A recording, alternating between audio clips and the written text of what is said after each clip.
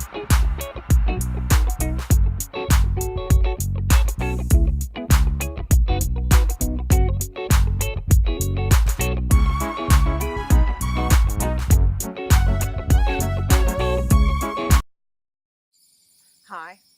this is Lisa Guerra, Salty Cracker Counseling and Consultation Services. Today, I want to do a little exercise with you about perceptual screen, okay? And this is going to hopefully help you learn to develop some better coping skills. First of all, I want you to look at this water for a second.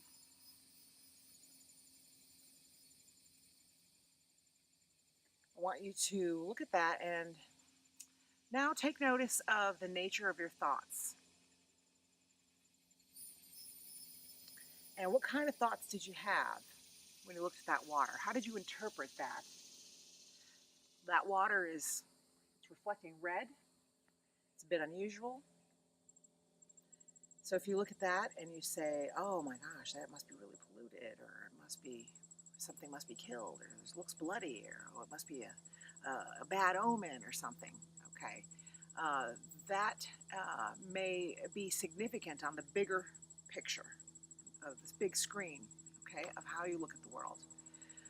And the reason why I say that is because people who tend to think fearful thoughts tend to have more anxiety. People who tend to think sad things tend to feel more sad, because there's a relationship between the things that happen around us in the world, which we can't control. We can influence sometimes, but we can't control. And the way we think about those things and interpret those things, and the way we feel is based on our interpretations, and the way we behave is influenced by the way we feel.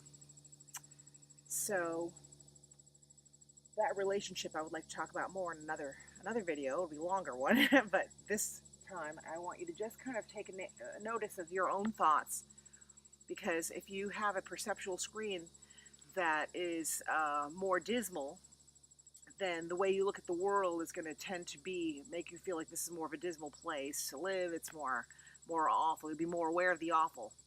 And if you look at that and you say, oh, how mystical, how wonderful, how magical, it's so beautiful, it's like a unique place, and it's so amazing, that might be more uplifting, and you might be the kind of person that just kind of feels better most of the time, okay? And the good news is that we can learn to change our perceptual screen. We can learn to manipulate our thinking, okay? And those are called coping skills, and I'm going to teach those to you. And I want you to realize that what you look for tends to be what you find. I used to do an exercise in the group therapy where I would ask the participants to look around the room and see how many things you see that are blue. And they would look around for a minute and take note of the blue things, and then I would ask them, how many things do you see that are yellow? It's just a typical little therapy exercise, and they wouldn't be able to know because they were looking for the blue, okay?